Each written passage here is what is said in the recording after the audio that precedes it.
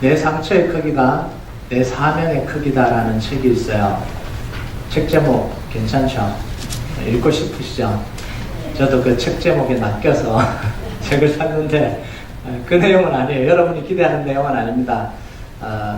그냥 짧은 글들 120개를 모아놓은 그냥 힘을 주는 긍정적인 글들, 그런 글 120개를 모아놓은 책이 그런 책이에요. 우리 이 제목 보면 막 상처받은 걸 막 극복을 하고 자기가 깨달은 하나님을 막 하고 그 상처가 어떻게 지금 오늘날 어떻게 변화되냐 이런 것들을 쓴 책 같은데 전혀 그런 책이 아닙니다. 그런 용도로 살려면 사지 않으시는 게 좋습니다. 그런데 그 안에도 좋은 내용들이 있는데요. 갑을 관계에서 동행 관계로라는 글이 있어요. 그 짧은 글 중에 갑을 관계, 그리고 갑질한다 이럴 때요. 그 갑을 관계에서 동행 관계로라는 글이 있습니다. 제가 잠깐만 좀 소개하겠습니다. 어느 아파트 단지에서 재건축을 앞두고 시공사와 계약서를 작성하게 되었다. 통상 계약서에는 발주자를 갑, 시행자는 을로 표기한다. 그러나 이들은 갑과 을 대신 동과 행이라는 표현을 사용했다. 두 글자를 합치면 동행이 되는 것이다. 뭐 의미가 있는 글이잖아요, 그죠? 갑을 관계에서 동행 관계. 글자 하나밖에 바꾼 게 없는데 갑을 관계에서 동행 관계로 변한 거예요. 여러분, 하나님과 우리 관계는 영원한 무슨 관계예요? 갑을 관계입니다. 영원한 갑을 관계예요. 하나님은 창조주고 우리의 피조물입니다. 하나님은 어떻게 하든지 우리는 아무런 적이 없어요. 갑을 관계였습니다. 토기를 자기 마음대로 빚을 수 있는 토기장이와 진흙이에요. 갑을 관계예요. 거룩하고 의로운 하나님이고 죽을 인간입니다. 심판하시는 심판주고 형벌받을 인간이에요. 갑을 관계였습니다. 그런데 하나님은 예수님의 십자가로 영원한 갑을 관계를 사랑의 동행의 관계로 바꿔주신 거예요. 여러분 믿으십니까? 아멘. 이 사랑을 우리가 받은 거예요. 아멘. 여러분, 인간을 심판하고 벌하셔야 되는 하나님이 자기의 사랑하는 독생자 아들을 십자가에 우리를 위해서 내주셨습니다. 십자가에 죽게 하시면서 우리 죄를 대신 짊어지셨습니다. 우리가 받아야 할 형벌을 예수님이 대신 당하셨습니다. 그러면서 우리에게는 완전한 의와 영원한 생명을 우리에게 허락해 주셨어요. 여러분, 심판자가 되어야 될 하나님이 우리와 함께 계시겠다고 합니다. 이게 임마누엘이잖아요. 영원한 심판자가 되셔야 될 우리 하나님이 우리와 동행하시겠다라는 거예요. 이게 보혜사 성령님이잖아요. 여러분, 하나님이 이 과정에서, 우리를 사랑하는 이 과정에서 탄생한 게 뭐냐면 교회예요. 이 과정 속에서 생겨난 게 교회입니다. 내가 내 반석 위에, 내가 이 반석 위에 교회를 세우리니 음부의 권세가 이기지 못하리라. 베드로가 신앙을 고백하니까 신앙 고백한 그 위에 내 교회를 세우겠다라는 거예요. 여러분, 교회는요, 하나님이 이 땅에 주신 최고의 선물이에요. 최고의 축복이 교회입니다. 여러분, 하나님은 교회를 통해서 뭘 하시려고 하냐면 교회를 통해서 우리와 동행하시려고 하는 거예요. 그리고 우리는 교회 속에서요, 성도들과 함께 동행해 가는 거예요. 여러분, 그래서 믿음은 동행입니다. 첫 번째는 하나님과 동행하는 게 믿음이고요. 또 하나는 성도들과 함께, 믿음의 동력자들과 함께 걸어가는, 이 동행하는 게 이게 믿음이에요. 그래서 이 두 동행이 잘 이루어져야 진짜 신앙이고 건강한 신앙입니다. 여러분, 여러분의 인생에 이 두 동행이 잘 이루어지는 축복이 있길 바랍니다. 아멘. 여러분, 고린도 교회는 왜 문제가 생겼냐면 이 성도들과의 동행이 안 돼서 문제가 생긴 거예요. 하나님과의 동행은 좀 더 연구를 해봐야 되겠어요. 겉으로 드러나기는 이 성도들과의 동행이 잘 안 됐습니다. 여러분, 오늘날 많은 교회 문제도 어디에서 생깁니까? 하나님과의 동행에서 생기는 게 아니라 성도들과의 동행이 잘 안 되니까 문제가 생기는 거예요. 다시 말하면 교회에서 일어나는 문제의 대부분은 신앙적인 문제가 아닙니다. 영적인 문제가 아니라 인간관계에서 오는 문제예요. 하나님은 다 사랑한다 그럽니다. 하나님을 내가 최고로 잘 믿는다 그래요. 그런데 문제를 일으키거든요. 왜 그래요? 동행, 성도들과의 동행이 안 되니까 그런 거예요. 여러분, 자칫 잘못하면요, 우리가 이렇게 이야기하는 사람들이 많아요. 하나님과의 동행만 중요하지 사람들과의 동행이 뭐가 중요하냐는 거예요. 하나님과의 관계만 깊으면 되지 사람들하고 무슨 관계를 그렇게 깊게 맺어야 되냐 이렇게 생각하는 사람들이 아니에요. 교회 안에서 성도들의 동행도요 하나님과의 동행만큼 중요한 겁니다. 동행보다 중요하다 그러면 안 되고 동행만큼 중요해요. 이건 둘을 뗄 수가 없는 거예요. 하나님을 사랑하면 이웃을 사랑하는 거예요. 이웃을 사랑하는 게 하나님을 사랑하는 거예요. 이걸 뭐 어디가 중요하냐? 하나님께 좀 미안한데 어디가 중요하냐? 네, 뭐 어디가 중요성을 따질 수가 없어요. 그거는 동전의 양면과 같은 거예요.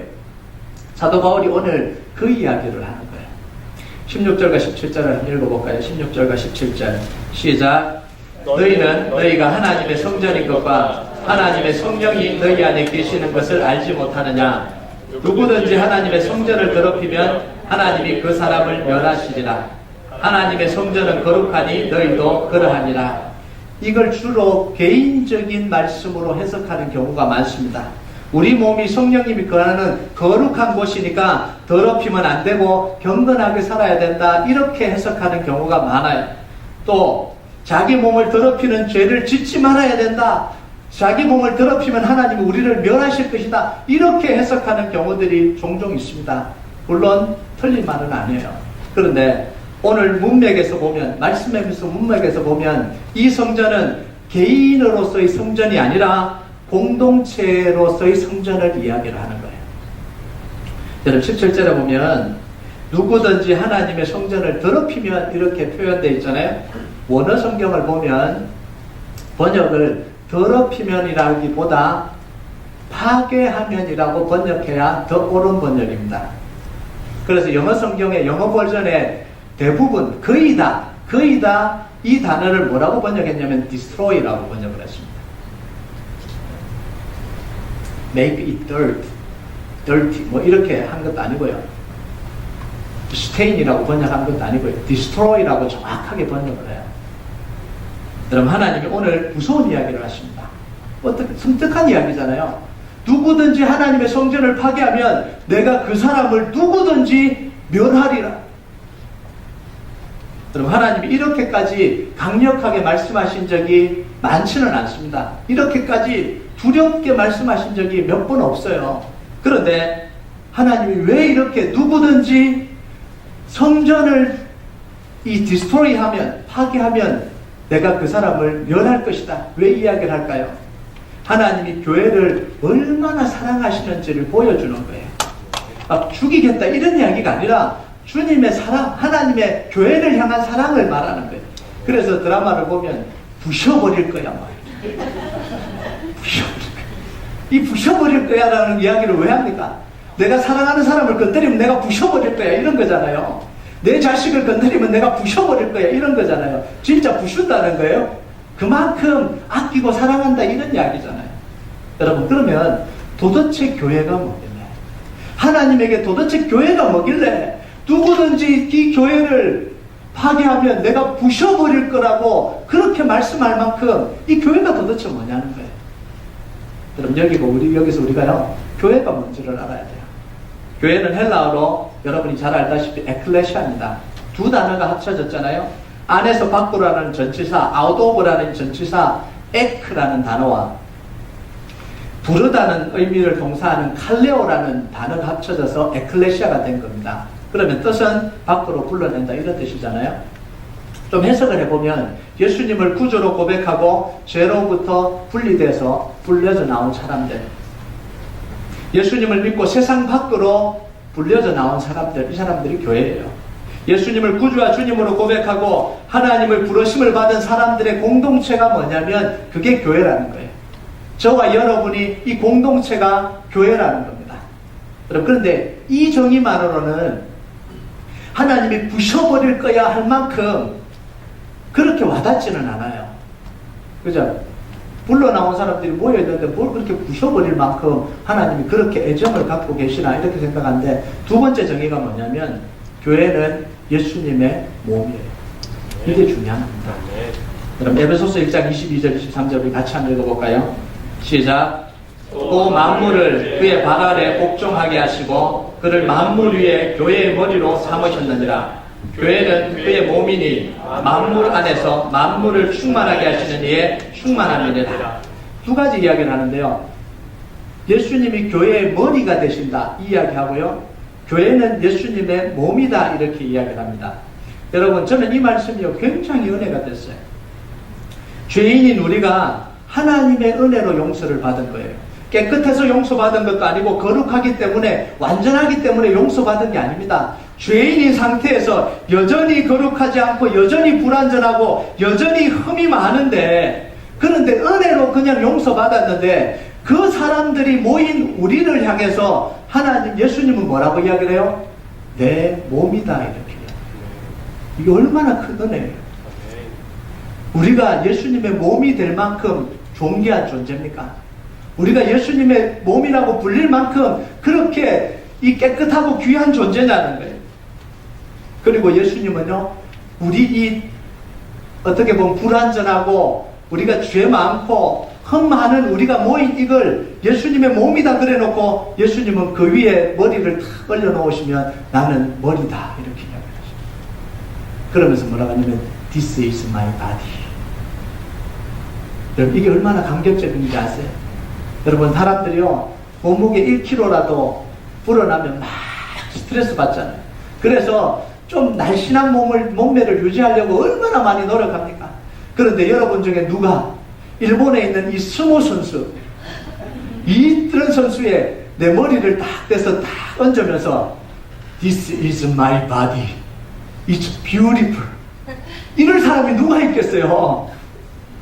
근데 예수님은 흠 많고 정 많은 우리를 모인 데를 This is my body, it's beautiful. 네. 이게 우리에게 하나님이 하신 거예요. 네. 얼마나 감격적인 거예요. 서모 선수도 beautiful 못하는데 우리 같은 하나님이 우리를, 너는 내 몸이다, This is my body. 이게 얼마나 감격적인 선언이에요. 네. 예수님이 교회를 얼마나 사랑하시는지 에베소서 5장 25절에 이렇게 이야기합니다. 우리 같이 읽을까요? 시작.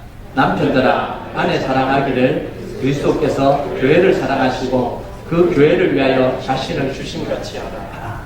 아멘. 아멘. 남편들은 이렇게 아내를 사랑하시기 바랍니다. 아멘. 예수님 감사합니다. 예수님이 교회를 사랑한 만큼 자기 아내를 사랑하면요 문제될 게 하나도 없어요. 저도 못하면서 그런 이야기 한다는 거 아시죠?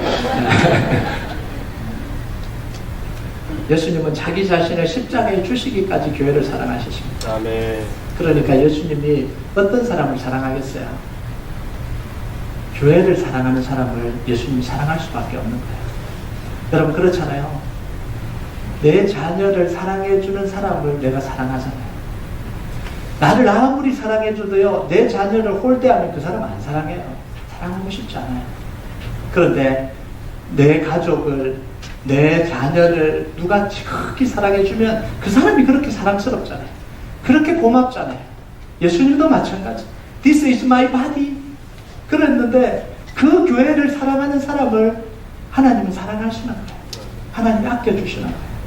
여러분, 그래서 교회를 사랑하는 게 하나님을 사랑하는 거예요. 네. 여러분, 하나님을 사랑한다는 게 추상적인 표현이고요. 어떻게 하나님을 여러분이 사랑하시겠어요? 우리가 보이지 않는 하나님을 어떻게 사랑하시겠어요?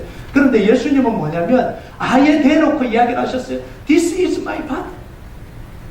그러니까 그 바디, 몸인 교회를 사랑하는 사람을, 교회를 사랑하는 게 하나님을 사랑하는 게 아니겠어요? 그러니까 교회를 쓸고 닦는 게 그게 하나님을 사랑하는 거죠. 교회를 섬기는 게 하나님을 사랑하는 거죠. 교회가 잘되게 하는 게 이게 하나님을 사랑하는 거잖아요. 이 교회의 일을 위해서 봉사하는 게 하나님을 사랑하는 거잖아요.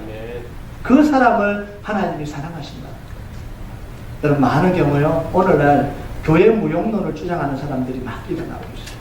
왜냐하면 우리가 다 교회라 그러니까, 우리 한 사람이 교회라 그러니까 굳이 왜 모여갖고 그렇게 뭐 건물 안에서 모여서 그걸 교회라고 그래야 되나? 교회가 필요가 한가? 우리가 교회인데, 한 사람 한 사람이 교회인데, 어디서 예배를 드리든, 어디서 그냥 신앙생활하든, 내가 교회인데, 뭔 모여있는 이 공동체 교회가 꼭 필요하나? 이런 생각을 하는 사람이 있어요.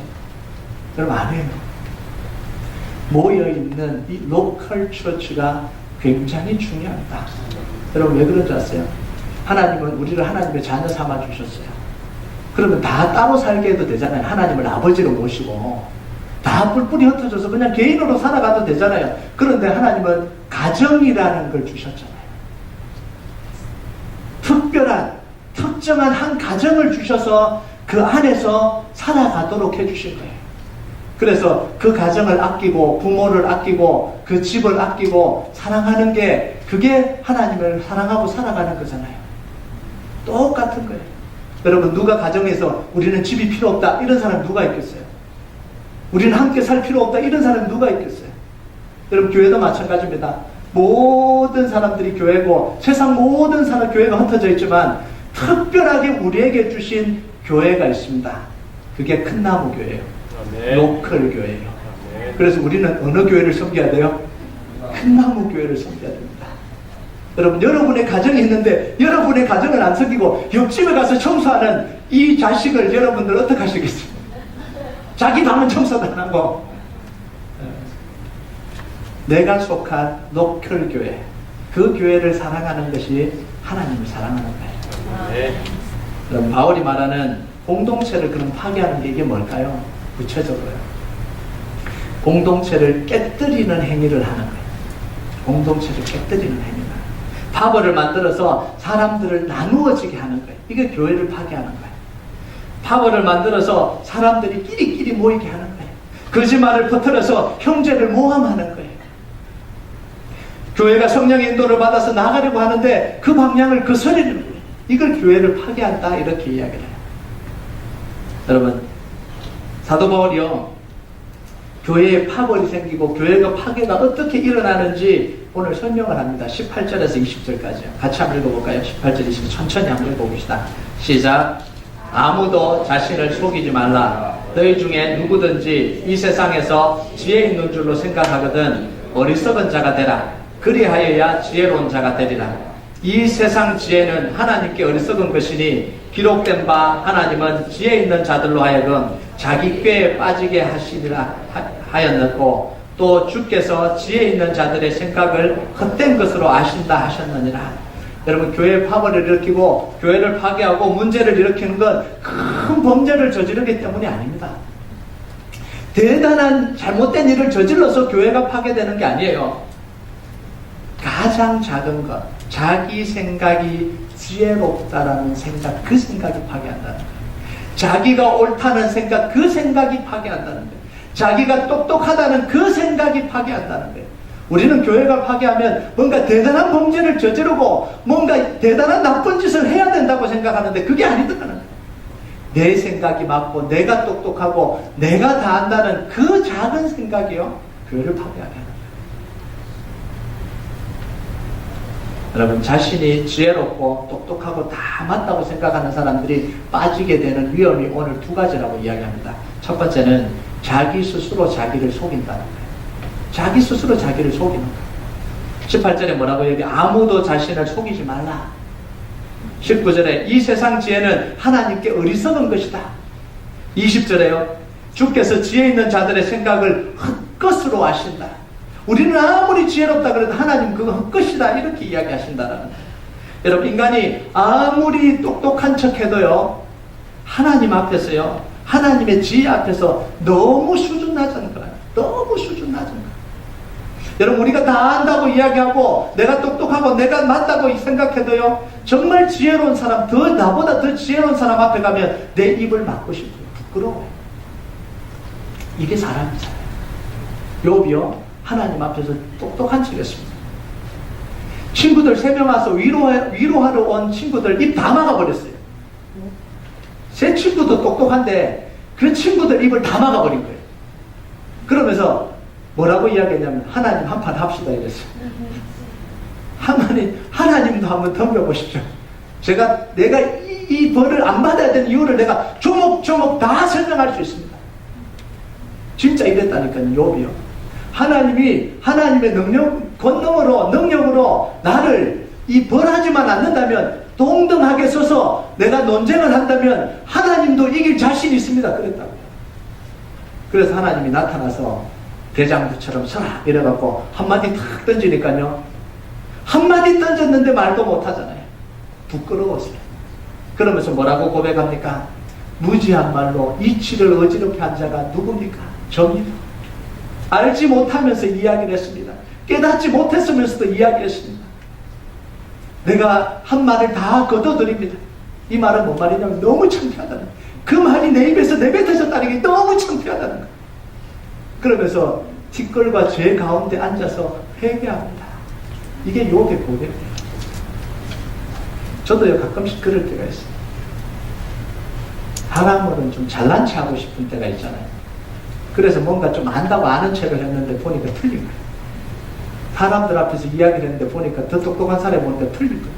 제 입을 막 때리고 싶은 거예요. 왜 내가 그 말을 내뱉었을까? 너무 막 화가 나는 거예요. 이렇다라는 거예요. 두 번째는요, 지혜롭게 얘기하는 순간 자기 꾀에 빠지게 됩니다. 여러분, 지혜의 대명사가 누구죠?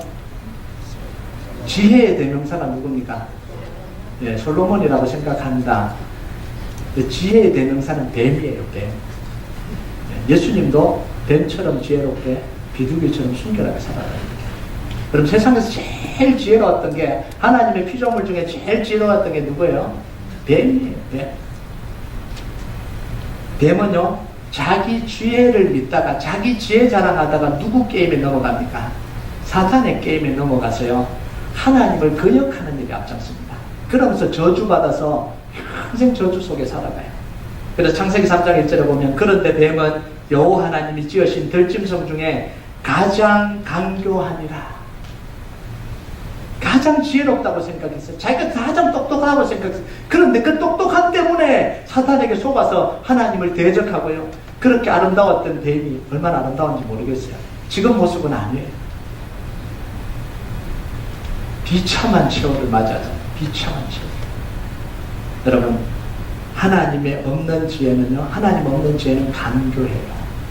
하나님의 없는 지혜는요, 영악합니다. 이게 하나님의 없는 지혜예요. 그래서 우리는 뱀을 보면서요, 깨달아야 돼요. 아이고, 저렇게 자랑하다가, 이 내 지식 자랑하다가 뱀처럼 되겠구나. 우리가 뱀을 보면서 그걸 깨달아야 되는 거예요. 여러분, 그런데 하나님의 지혜는요, 순결해요. 하나님의 지혜는 순결해요. 자기 스스로 지혜롭다고 하는 사람들의 가장 큰 위험은 뭐냐면, 하나님의 능력이 그 속에 임하지 않는다는 거예요. 하나님은 교만한 자를 싫어하십니다. 이게 잠언의 말씀이에요. 교만한 자를 물리치기도 하십니다. 이게 야고보서의 말씀이잖아요. 교만한 자를 대적까지 하십니다. 이게 베드로전서의 말씀이잖아요.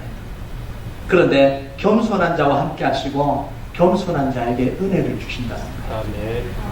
여러분, 하나님의 지혜를 사모하세요. 순결한 지혜를 사모하세요. 여러분, 그래서 베드로전서 2장 2절에 뭐라고 이야기해요? 갓난 아기들 같이 순전하고 신령한 젖을 사모하라. 이는 그로 말미암아 너희로 구원에 이르도록 자라게 하려 합니다. 여러분, 지혜롭다고 생각하는 사람은요, 어리석은 자가 되라. 18절 19절에 보면 그러세요. 차라리 어리석은 자가 되라. 그게 하나님 앞에 지혜다, 이렇게 이야기하죠. 여러분, 사도 바울은요, 계속해서 이 이야기를 이어가는데, 뭔 이야기를 이어가냐면, 자랑함을 통해서, 이 자기 주장을 통해서, 옳다는 걸 통해서 잃어버릴 유익이 얼마나 많은지를 지금 보여주고 있는 거예요. 내가 잃어버린, 내가 지혜롭다, 내가 잘났다라고 주장하는 순간 우리는 얼마나 많은 걸 잃어버리는지를, 내가 옳다는 걸 주장하는 순간 얼마나 많은 걸 잃어버리는지를 지금 설명해 주고 있어요. 21절을 한번 볼까요? 21절 다 같이 읽겠습니다. 시작. 그런즉 누구든지 다른 걸 자랑하지 마라. 만물이 다 너희 것임이라. 네, 어떤 맛에 이게 무슨 뜻인지를 모르겠어요. 사람을 자랑하는 거하고 만물이 너희 것이다, 이게 문장이 성립이 안 되잖아요. 한 문장 안에는 인과관계가 형성이 돼야 되는데, 사람을 자랑하지 말라, 만물이 너희 것이다, 이게 이해가 되십니까? 이해가 잘 안 되잖아요. 근데 그 다음 절을 읽어보면 이해가 좀 됩니다. 22절을 읽어보면 시작.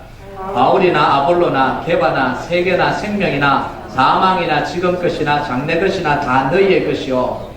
왜 갑자기 사람을 자랑한다고 이야기를 하면서 바울, 아볼로, 게바 이야기하면서 다 너희 것이다 이런 이야기를 할까요? 한 사람을 자랑하고 따르면서 다른 사람을 배척하거나 버리지 말라 이런 이야기입니다. 다 너희 것인데 왜 내치냐 이런 이야기입니다. 여러분, 나는 바울파라고 하면 아볼로나 게바를 통해서 얻는 유익은 우리는 얻지 못하게 됩니다. 그죠? 바울파니까 아볼로파, 게바파는 못 얻어요. 그걸로부터 얻을 수 있는 유익이 얼마나 많아요. 그런데 못 얻는 거예요. 나는 게바파다 그러면은 바울과 아볼로를 통해서 얻을 수 있는 유익은 얻지를 못하는 거예요. 근데 하나님 뭐라고 이야기해요? 다 너희의 것이다 이렇게. 여러분, 교회 안에서요 파벌을 만들고 편을 만들면요 그 편을 통해서 얻을 수 있는 건 얻을 수 있겠지만 다른 나머지 사람들을 통해서 얻을 수 있는 건 못 얻게 됩니다. 우리의 유익을 다 잃어버리게 됩니다. 그래서 파벌을 만들지 말라, 편을 만들지 말라는 거예요. 여러분, 성령파가 되면 말씀으로부터 주어지는 그 깊은 은혜는 다 잃어버려요. 나는 말씀 받아 이러면은요 성령님이 지금 강력하게 역사하셔서 은혜 주시는 이 기적적인 역사는 다 잃어버리게 됩니다. 어떤 사람은 아예 대놓고 현대는 하나님의 성령의 역사, 은사가 없다 이렇게 선언하고 사는 사람도 있어요. 불행한 사람이에요. 그럼 하나님으로부터, 성령님으로부터 오는 은혜는 다 못 받고 살아가잖아요. 여러분, 하나님이 다 우리에게 주신 은혜예요. 성령을 통해 주신 은혜도 우리에게 주신 은혜고 말씀을 통해 주신 은혜도 우리에게 주신 은혜예요. 아멘. 그걸 다 누리라, 다 너희 것이다 이런 거예요. 여러분, 새는 두 날개로 날아올라야 날 수가 있습니다. 한 날개로 나는 새를 본 적이 있습니까? 없어요. 제가 고민하지 않도록 대답을 해줬습니다. 없어요. 찾지 마세요. 여러분, 날개가 크고 작은 게 문제가 아니에요. 날개가 균형이 맞아야 됩니다. 균형. 여러분, 한쪽 날개는 독수리 날개고요. 한쪽 날개는 참새 날개예요. 이게 날 수 있을까? 이게 날 수 있을까요? 퍼득퍼득 끌어다 그냥 콕 쳐박히는 거예요. 봐. 내 날개 독수리 날개야. 반대편이니까 참새 날개. 나는가 한번 봐. 하다가 그냥 콕 쳐박히는. 이게요, 우스운 이야기 같은데 오늘날 우리 모습이에요. 이게 오늘날 우리 모습이에요. 내가 얼마나 기도 저거 하는 열심히 하는 줄 알아요. 내가 기도에 대해서는 대장, 말씀 날개를 보니까 요만큼이니까. 정말 중요한 건요, 정말 중요한 건 균형을 맞추는 거예요. 모든 건 하나님이 우리에게 주신 거예요. 네. 여러분, 하나님이 교회를 통해서 우리에게 주신 모든 것은 우리 신앙의 유익을 위해서 그 교회 안에 두신 겁니다.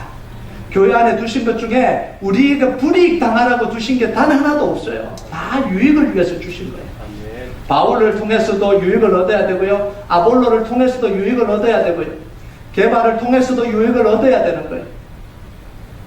여러분, 목회자를 통해서도 유익을 얻어야 됩니다.